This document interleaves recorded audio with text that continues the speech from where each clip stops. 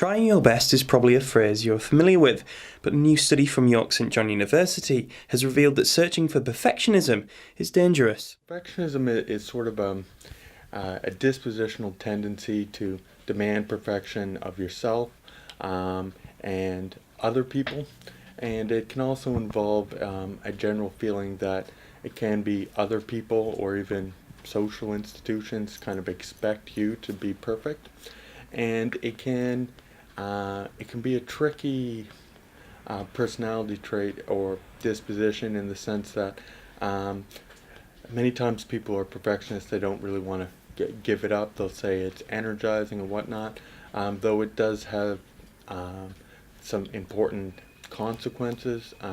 It can make them, well, even less effective at their job. 25 years worth of work has formed the basis for this international research. But what did the findings show? What we found was actually a few things. One, not surprisingly, perfectionism had strong relationships with conscientiousness, or sort of work ethic, and neuroticism, sort of tendency to experience negative emotions. But what was interesting is, one, we found that people high in perfectionism, over time it appears that they get increasingly more likely to experience these negative emotions, and they get decreasingly diligent or kind of conscientious.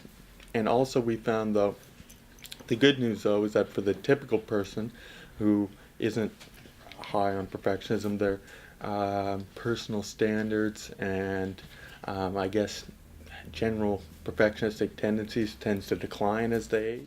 But striving for perfectionism in everything that we do takes its toll, not only physically, but also mentally. This relentless kind of pattern of behaviour to strive for more and for better all of the time is obviously going to have a whole host of negative consequences, isn't it?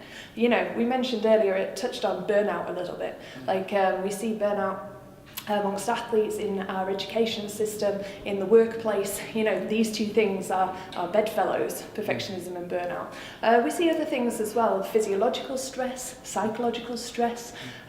We also see a lack of enjoyment, a lack of enthusiasm. You know, our passion for things can start to dwindle if it becomes something that we must, should and have to do. It can really place you at risk for a lot of negative outcomes. So I've shown in one paper that people with perfectionism, over time, they experience higher levels of depressive symptoms, higher levels of suicide ideation, and it also places them at risk for things such as eating disorders. Are there ways of coping with perfectionism? So there have been lots of different strategies that people have tried to employ to do this. You know, reframing thoughts, for instance, you know, like good enough is okay, you know, good enough is enough. Do I really need to be perfectionistic? Challenging those thoughts that come up in our minds where we go, I must do this. Must I? The hope is that with this paper's recent public release, that more people will begin to understand the condition's effect. York Atkinson, That's TV.